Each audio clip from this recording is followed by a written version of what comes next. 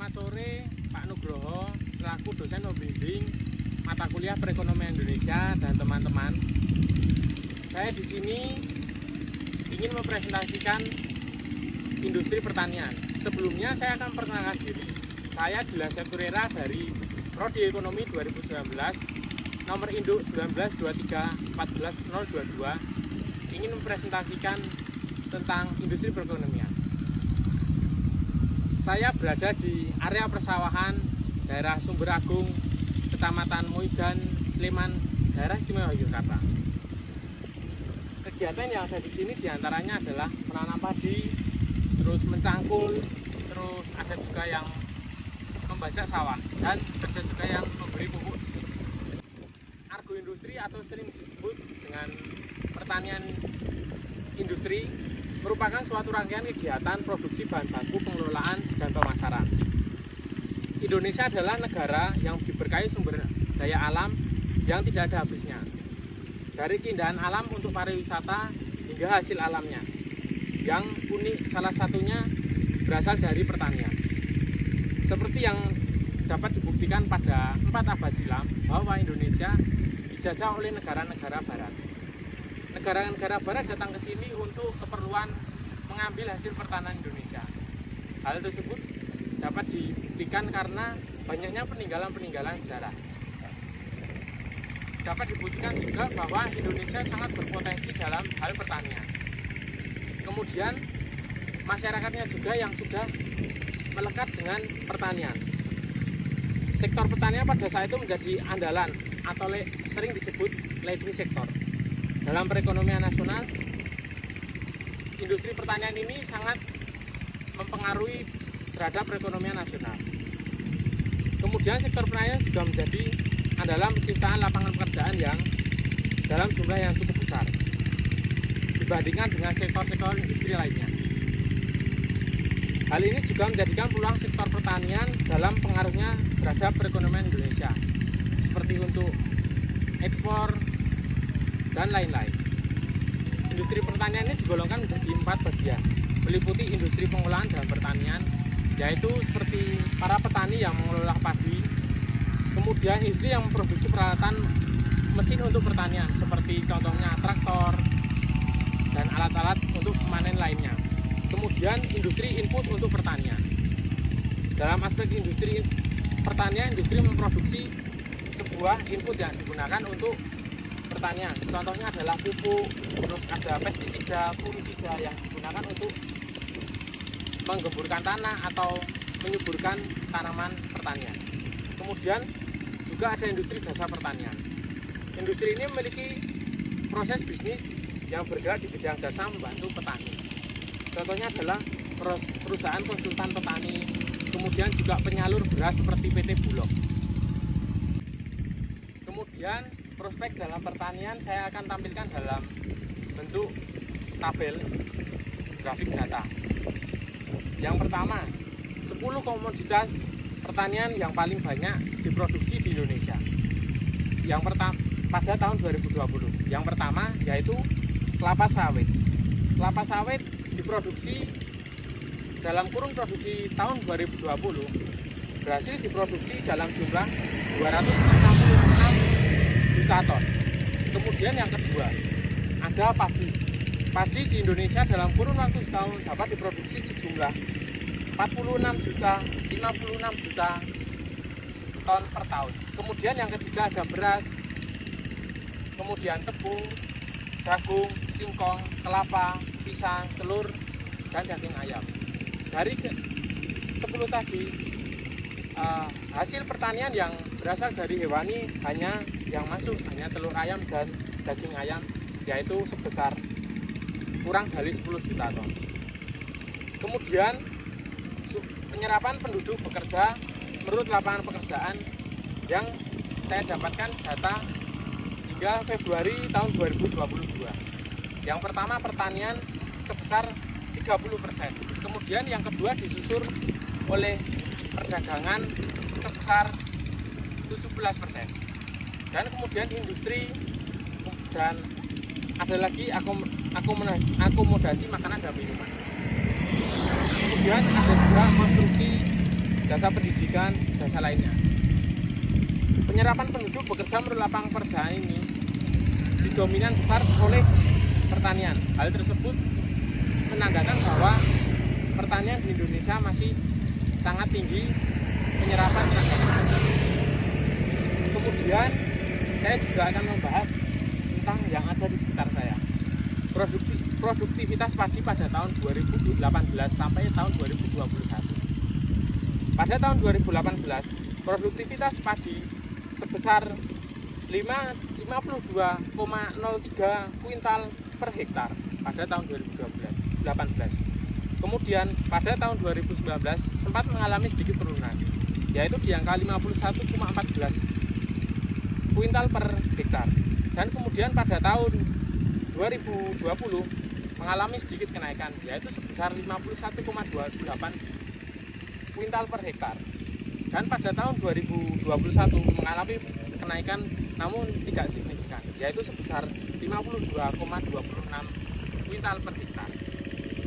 Dan kemudian produksi beras pada kurun 2018 hingga tahun 2021 dapat dilihat pada grafik tab di samping saya ini.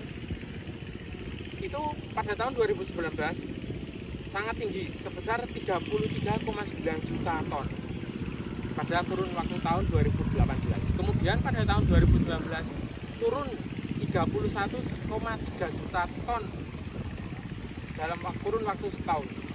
Hal tersebut mengalami penurunan yang lumayan signifikan. Dan pada tahun 2020 mengalami sedikit kenaikan sebesar 0,2 juta, yaitu menjadikan totalnya 31,5 juta ton dalam waktu tahun kurun setahun pada tahun 2020. Kemudian pada tahun 2021 sedikit mengalami penurunan, yaitu sebesar 0,1 juta, yaitu sebesar angka total sebesar 31,4 juta ton dalam waktu kurun 2020. Kemudian saya akan melanjutkan tentang pembahasan tentang tantangan di industri pertanian. Yang pertama, sumber daya manusia. Faktanya, sumber daya manusia ini menjadikan tantangan karena sebagian masyarakat Indonesia yang terjun dalam dunia pertanian setelah riset itu menunjukkan angka pada umuran di atas 40 tahun.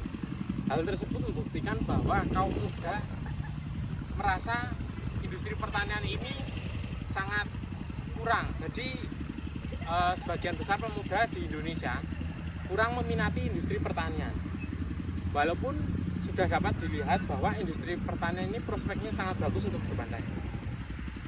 Kemudian SDM yang pendidikannya cukup rendah sehingga kurang dalam dapat memanfaatkan teknologi. Ya, seperti yang dapat kita lihat bahwa industri pertanian seperti para petani itu biasanya pendidikan rata-rata lulusan sekolah dasar. Hal tersebut sangat disayangkan jika berada di Indonesia, karena Indonesia sendiri industri pertanian sangat diunggulkan. Kemudian kondisi lahan pertanian di Indonesia, sebagian besar kondisi lahan pertanian di Indonesia berada pada kondisi lahan tidur, di mana lahan-lahan tersebut sulit diakses oleh para manusia sehingga dalam pengelolaannya tidak bisa maksimal. Dan seperti orang-orang yang berada di daerah pedalaman, hal tersebut seperti pada pedalaman Papua, teknologi yang ada di sana sangat kurang. Kemudian banyaknya lahan juga yang dialih fungsi menjadi tempat untuk tinggal. Seperti yang ada di tempat saya ini, ada beberapa bagian yang walaupun notabene ini adalah wilayah pertanian untuk padi, namun ada sudah beberapa bagian yang didirikan rumah secara ilegal dan izinnya belum turun tapi sudah mendirikan karena para penduduk merasa sawah ini adalah miliknya. Kemudian teknologi yang belum sepenuhnya diterima masyarakat. Pengalihan teknologi ini dari tradisional menjadi modern dalam pengelolaan pertanian belum mampu diterima secara luas oleh masyarakat.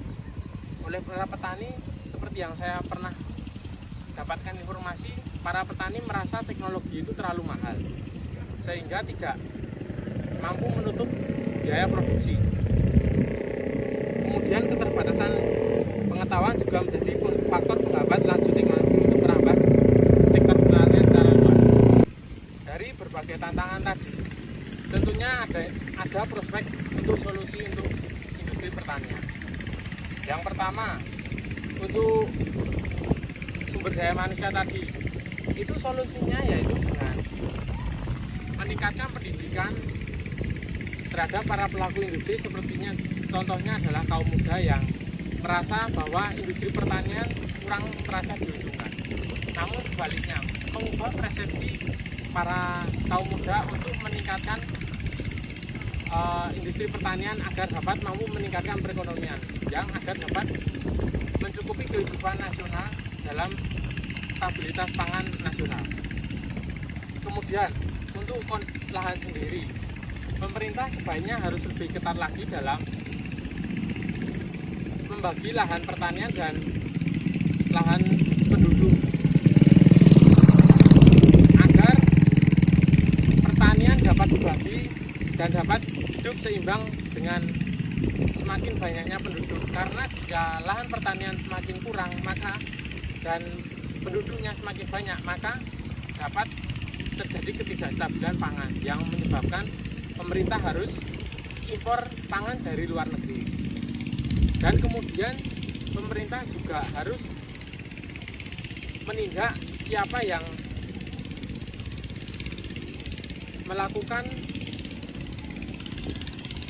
perpindahan lahan, yaitu dengan seperti alih fungsi. Itu pemerintah sebaiknya memberikan efek jera yang membuat masyarakat tidak menggunakan alih fungsi lahan untuk lahan tempat tinggal. Kemudian untuk teknologi, sebaiknya teknologi yang diberikan ini untuk para petani ataupun para pelaku industri pertanian ini sebaiknya dilakukan dengan ramah kantong, yaitu dalam artian pemerintah memberikan subsidi terhadap teknologi-teknologi yang diberikan kepada para petani untuk meningkatkan sektor industri pertanian. Seperti contohnya traktor, agar harganya dapat dikurangi lagi dengan subsidi yang diberikan oleh pemerintah. Jadi petani ataupun pelaku industri pertanian ini merasa pemerintah turun tangan dalam meningkatkan industri pertanian ini. Kesimpulannya, industri pertanian di Indonesia ini prospeknya cukup bagus untuk ke depan-depannya. Maka dari situ pemerintah juga harus lebih banyak turun tangan dalam industri pertanian. Karena seperti yang kita lihat tadi, pertanian sangat mengambil bagian cukup banyak pada perekonomian nasional. Dan pertanian juga banyak mengambil tenaga manusia yang sangat besar. Hal tersebut dapat dibuktikan dari data-data yang ada. Kemudian pertanian juga harus semakin ditingkatkan karena juga dapat meningkatkan perekonomian untuk kegiatan ekspor, sehingga pertanian di Indonesia dapat meningkat secara drastis, yang kemudian dapat bersaing dengan negara-negara penghasil pertanian lainnya. Dan pemerintah juga harusnya membagi tempat untuk pertanian dan tempat untuk tinggal, karena seperti yang kita lihat bahwa semakin marak pembangunan liar untuk pada tempat pertanian saat ini. Sekian presentasi dari saya. Apabila ada salah kata, saya minta maaf. Sekian dan terima kasih. Selamat sore.